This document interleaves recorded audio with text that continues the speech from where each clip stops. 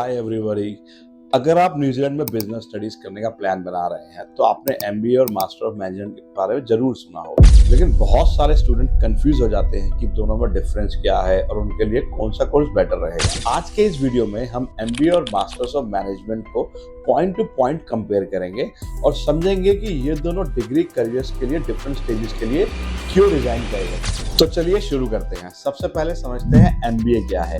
MBA यानी master of business administration एक professional degree है जो लोगों के लिए बनी है जिनके पास ऑलरेडी वर्क एक्सपीरियंस है और जो मैनेजमेंट या लीडरशिप रोल्स में जाना चाहते हैं। तो obviously if you have a experience you will look for MBA course. दूसरी तरफ मास्टर ऑफ मैनेजमेंट या एमएमजीटी उन स्टूडेंट्स के लिए डिजाइन किया गया है जो फ्रेश ग्रेजुएट्स हैं जिनके पास बहुत कम वर्क एक्सपीरियंस है। अब आते हैं कंपैरिजन पर।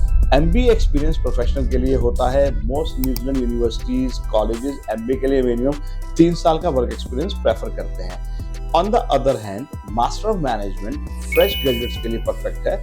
अगर आपने रिसेंटली बैचलर कंप्लीट किया है तो एमएमजीटी आपके लिए बेटर ऑप्शन हो सकता है। तो at the end fresh graduate is equal to MBA and the experienced graduate is equal to Master of Management.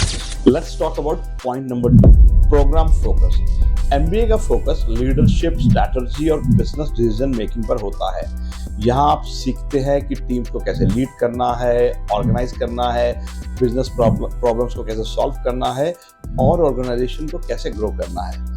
On the other hand master of management का फोकस बिजनेस नॉलेज और management skill develop करने पर होता है। ये student को corporate world में entry के लिए प्रिपेयर कराता है। Work experience requirement. एमबीए में वर्क एक्सपीरियंस बहुत इंपॉर्टेंट होता है। Classroom discussions, real life business situations पर बेस होती हैं, इसलिए यूनिवर्सिटीज एक्सपीरियंस कैंडिडेट को ही प्रेफर करती हैं। वहीं मास्टर ऑफ मैनेजमेंट में जनरली वर्क एक्सपीरियंस की रिक्वायरमेंट नहीं होती है।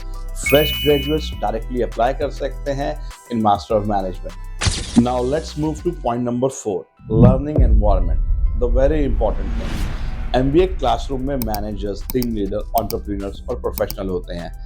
आप सिर्फ प्रोफेसर से नहीं बल्कि अपने क्लासमेट के एक्सपीरियंस से भी बहुत कुछ लर्न करते हैं। वहीं मास्टर ऑफ मैनेजमेंट क्लासरूम में ज़्यादातर फ्रेश ग्रेजुएट्स होते हैं जो अपने करियर जर्नी को जस्ट स्टार्ट कर रहे होते हैं। Now we will move to point number 5, teaching style. MBA का टीचिंग स्टाइल काफ़ी प्रैक्टिकल होता है। स्टूडेंट्स केस स्टडी सॉल्व करते हैं, एक दूसरे से बातें करते हैं, बिजनेस सिमुलेशन में पार्टिसिपेट करते हैं, लीडरशिप प्रोजेक्ट्स पर काम करते हैं और रियल वर्ल्ड बिजनेस चैलेंजेस को हैंडल कैसे करना है वो सीखते हैं। वहीं मास्टर ऑफ मैनेजमेंट में थ्योरी और प्रैक्टिकल लर्निंग दोनों का बैलेंस होता है। स्टूडेंट पहले कॉन्सेप्ट समझता है और फिर उन्हें प्रोजेक्ट और असाइनमेंट में अप्लाई करते हैं। Now let's move to point number 6. What is the duration of MBA and Master of Management program? New Zealand में MBA और Master of Management दोनों की ड्यूरेशन जनरली 1 से 2 साल होती है। In some courses 18 month as well. ये स्टडी और स्टडी मोड पर डिपेंड करता है totally. Let's talk about point number 7, specialization. MBA में स्टूडेंट्स को कई स्पेशलाइजेशन मिल सकती हैं जैसे finance, marketing, human resources, business analytics, entrepreneurship, international business, leadership, strategic management. वहीं मास्टर ऑफ मैनेजमेंट में भी स्पेशलाइजेशन ऑप्शन में मिल सकती हैं, लेकिन फोकस ओवरऑल मैनेजमेंट अंडरस्टैंडिंग पर ही होता है। Now let's talk about point number 8, tuition fee. MBA program की फीस जनरली हायर होती है क्योंकि एमबीए में executive level training, networking opportunities और लीडरशिप डेवलपमेंट प्रोवाइड करते हैं। वहीं master of management comparatively affordable होता है और फ्रेश ग्रेजुएट्स के लिए कॉस्ट इफेक्टिव ऑप्शन माना जाता है।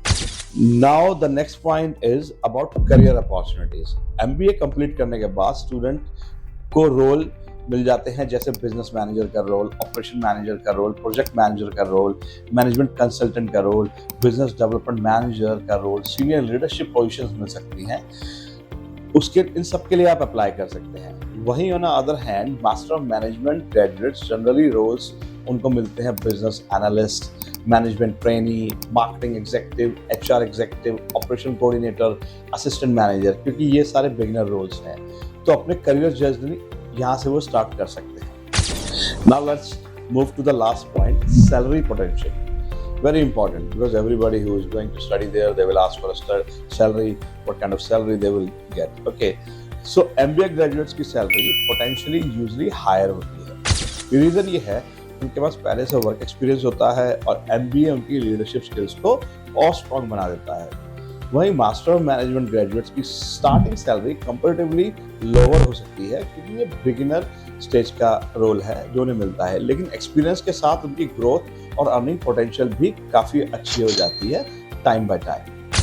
फाइनली मैं आपको ये बोलूँ, अगर आप फ्रेश ग्रेजुएट हैं और बिजनेस मैनेजमेंट की स्ट्रॉन्ग फाउंडेशन बनाना चाहते हैं तो मास्टर ऑफ मैनेजमेंट आपके लिए बेस्ट चॉइस हो सकता है। लेकिन अगर आपके पास 2-3-4 साल का उससे ज़्यादा का एक्सपीरियंस है और आप लीडरशिप या सीनियर मैनेजमेंट रोल टारगेट कर रहे हैं तो एमबीए आपके लिए बेटर ऑप्शन है। दोनों डिग्री वैल्यूएबल है न्यूजीलैंड में, बस आपको अपने करियर स्टेज और फ्यूचर गोल्स के हिसाब से सही चॉइस करनी है। अगर आप न्यूजीलैंड में एमबीए या मास्टर ऑफ मैनेजमेंट के लिए अप्लाई करना चाहते हैं और यूनिवर्सिटी सिलेक्शन में गाइडेंस चाहते हैं तो हमसे कॉन्टेक्ट करें और हम आपको हेल्प करेंगे to which course to choose, either a MBA or a master of management looking at your profile. Thank you for watching us, see you in the next video.